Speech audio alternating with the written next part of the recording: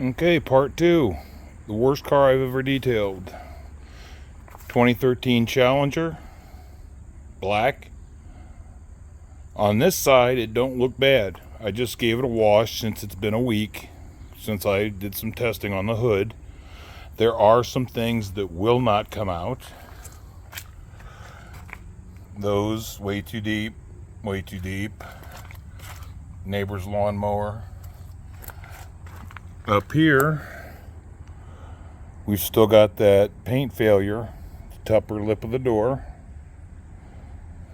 Up here, can't quite see it that well, but where the vertical marks are is a patch that almost looks like the clear coat's been rubbed off. I am not going to polish that with the machine. I'm just going to go over it by hand. There's another spot right here. I don't know if you can really see it, but it's heavy orange peel.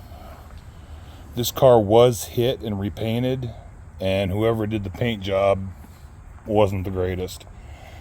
Up here, we've got some clear coat failure. I'm going to put a piece of tape over that, so he's going to have a bad spot right there. But all in all, on this side, in this light, it doesn't look bad. Now the hood, I did practice on last week to get an idea of what I'm going to need to do. And in this light, you can't tell the difference between the hood and the fender. The fender actually looks kind of better in this light. Now, if I come over here, today we actually have direct sunlight. Got a little bit on the hood. You can see it's got a lot of wear to it, a lot of highway miles. This has about 130,000. But if I come up here to the roof, now you can really see it. It's not black, it's gray. Lots of marks, lots of deep scratches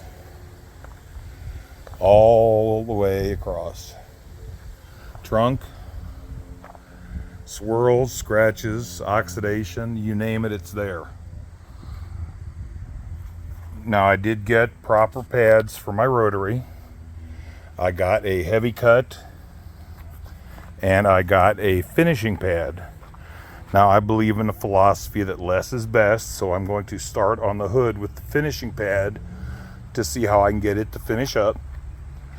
And then I'm going to start on the roof, since you can't see it, and see how the finishing pad does as far as cleaning up. And you can see here, oxidation, stains, scratches. This is what happens when you never take care of your car. Sorry, Coop. But this is what happens. Same year as mine, 2013. And he told me he's hoping to get this thing looking 50% as good as my car. I think I can do better than that, but we're going to have to wait and see. I've got this for 24 hours. This time tomorrow, he's going to be picking it up and taking it home with him. You can see in a little bit of sunlight there on the quarter, he got some scratches and a few things. But I'm going to start out here right now with the roof and the hood, because on the roof I need the step ladder. This thing's taller than the Camaro and I can't quite reach the center. Plus, when using the rotary, I want to have as much control as possible over the machine, and being up on the step ladder and not having to reach over my head and stretch will give me the control I need. So I will be back after the hood and roof have been buffed. Okay, I just got done testing the hood again with the two proper pads for the rotary. I started with the light cut pad, or actually what they call a finishing pad. You know, very fine strands, and it did okay. It didn't do bad considering that this hood was polished pretty extensively last Saturday, but it was grabbing and skipping and apparently wasn't quite enough. So I went over to the heavy cut wool pad. It was a lot smoother. I think it cleaned up a lot better, and that is on a part of the car that was already pretty much highly polished last week. Twice with the rotary, twice with the orbital. It's just that the pads on the orbital were very thin and couldn't get into, there's a double curve here, here, and around in here. I couldn't bend the pads to get in there. With the rotary I could.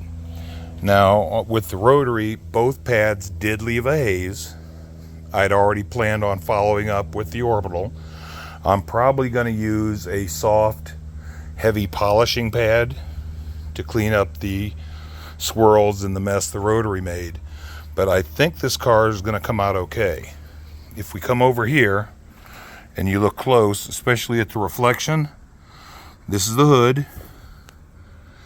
Move over to the fender.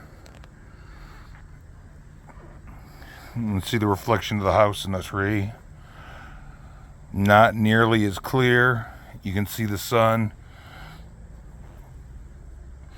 This whole car looks like this. So this whole car will take a rotary. And actually I got the hood done quicker than I thought. I'm keeping the rotary speed low. I'm just below a 4. It's not showing any signs of going through the clear. But of course my buddy did tell me this is Friday the 13th, so anything can happen, but that there's no way in his opinion I could make this worse.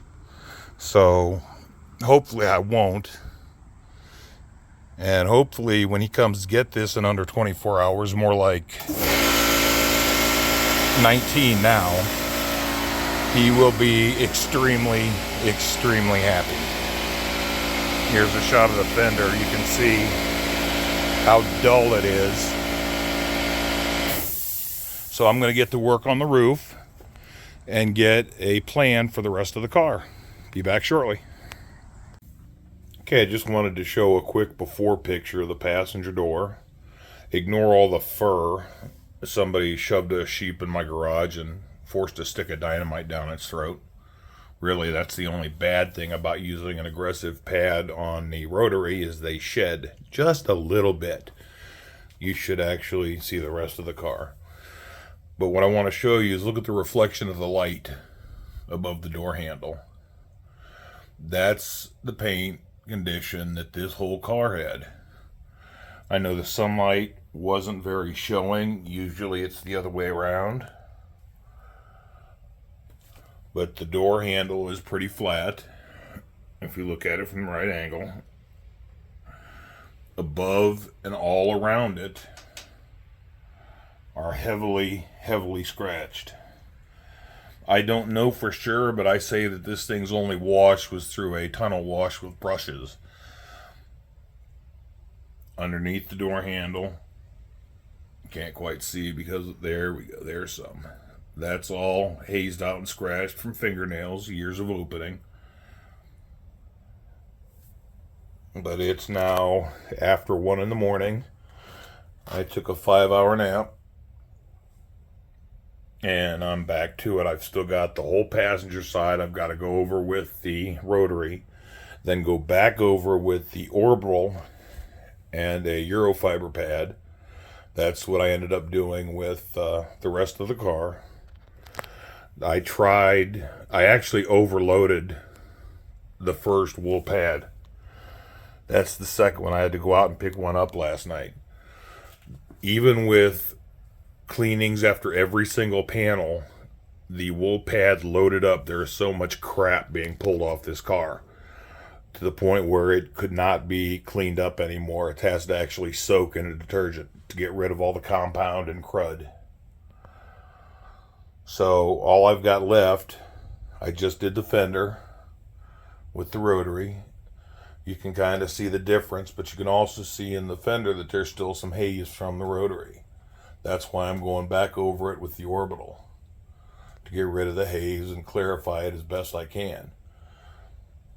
My intentions now, because like I said, I only had 24 hours with this car, meaning he's going to be here about 9 or 10 o'clock. And I don't have time to individually polish the rims because they've got some pretty bad buildup on them. Not as bad as it could be, not nearly as bad as it could be. But I've got to polish the rims, dress the tires, dress the trim. The windows are atrocious. Compound splatter, sheep fur, and just general years of nastiness to get rid of. So I don't have time to give this thing what it actually needs is a third round with one and done. This has all been using one and done compound. Third round would be with a heavy polishing pad, and with that I could probably get it, with the exception of the embedded and ingrained and etched bird poop and other scratches. I could probably get the remaining paint pretty damn close to my Camaro.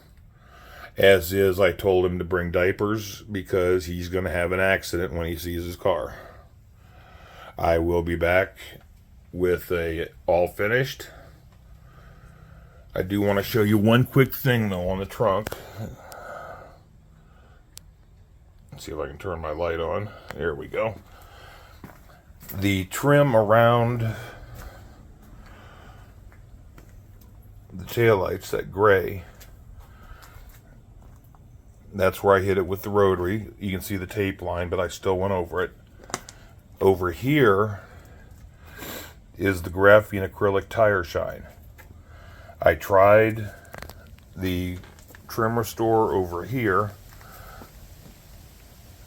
and you can tell that it kind of worked, but it didn't really take on this plastic. However, the Graphene acrylic tire shine, look at that. I will do the entire trim piece, all this, everything, with the tire shine, and it should hold up pretty well considering how well it holds up on my tires. I've still got to do the cowl plastic, and he has no rear plate, and I'm going to fix that as well. So see you guys in a little bit with a completed project. Okay, well, here it is, all done. I worked from about 10 o'clock yesterday to 7 o'clock last night just compounding it after doing a detailed wash. I gave up at 7 because I couldn't move anymore. Got up at 12:30 this morning, came out, finished the passenger side, which had not been compounded yet. Finished that. This is the spot, one of the spots I was worried about, so I covered it with painter's tape. Not just any tape, painter's tape. And you can see it's still pulled. And what that is underneath that black, you can tell by the reflection, that's an actual paint job. That is the factory paint.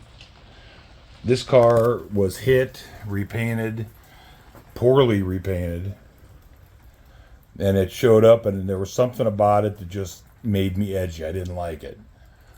And sure enough, when I peeled the tape back after going over with the rotary, look what I found. Factory black clear coat. Very glossy, very nice. And anyway, there's a few other spots that I covered up because I didn't want to run over them too heavy. But all in all, as you can tell from the reflections, it came out quite well. The rims have been polished with a drill attachment and Summit Racing brand aluminum and chrome polish. Tires got Graphene acrylic tire shine. Everything on this car was turtle wax. It got hit with the rotary once all over. Then it got hit with the orbital all over. The rotary with a heavy cut wool pad and one and done. The orbital with the Eurofiber 50/50 and the one and done. But it still needed a third compounding. But by then it was 6 a.m. this morning and I'm running out of time quick, so I had to make a quick judgment call, because I still wanted to put 2 coats of wax, even though I'm not even getting close to 24 hours between the two. Do I go ahead with a polishing pad in the one and done and clean it up the rest of the way? Or do I take a shortcut and cheat, sort of, by using a Eurofiber and the ceramic polish and wax? I chose the latter, using a cutting pad with a polish, which isn't really a cheat. It's not really a shortcut, because it did not adversely affect the end result. Looking at the trunk and the spoiler, you can see the end result. I'll show you over here on the passenger side something I showed earlier this morning. You can see the gloss and reflection is there. It's not perfect. I needed a full 2 days with this, and I got 24 hours. But over here, I showed you how bad this was. The handle was gray and dark. You can still see underneath the handle. I couldn't quite reach. I didn't have time to go at it by hand because he's on his way down now. But using the rotary, the one and done, the orbital, the one and done, and the polish and wax with a Eurofiber pad really cleaned that up. The scratches are gone, most of them, the ones that'll come out. And all in all, I told my buddy to bring diapers because he's going to crap his pants. And I'm finding this stuff everywhere. It's like somebody blew up a sheep in my garage using that rough wool pad. That's the biggest drawback to using the coarse wool pad. They shed just a little bit. Sent him a picture late last night that said, like, so it looks like a sheep blew up in my garage. Picture of the hood with just wool everywhere. Looked like the car was growing a beard. Now, anyway, after the ceramic polish and wax, I gave it about an hour, all I could afford. Then I went ahead with the flex wax. It's kind of cool right now, and it's definitely humid because it's still raining. So the polish and wax was awesome. Went on, came off, didn't need a damp towel wipe. Just came off perfectly on its own. The flex wax, if I get too close to the car when I'm removing the wax and I breathe, it puts a fog on the paint. So it was kind of hard to tell where I was at with the flex wax. But if I backed off long enough, it turned out okay. I'm kind of interested in your opinion. Do you think I cheated or shorted anybody by not doing a third pass with one and done and a lighter pad? Or do you think what I did by using the ceramic polish and wax, yeah, I know there's still some haze on the hood, that's because of these LED shop lights. Out in the sun, you're not going to see it. Or did I do right by using the ceramic polish and wax on a heavy cut pad? Because it's got the similar abrasives as the one and done. It says the more aggressive your pad, the more cut it has. And it has just a little bit of protection. So I figured I would save a little bit of time to make sure I could get this thing complete before he got here. Now the only thing I have to do, it's been in the garage all night. Started raining before I woke up at 12:30. So everything is done. I reconditioned that best I could.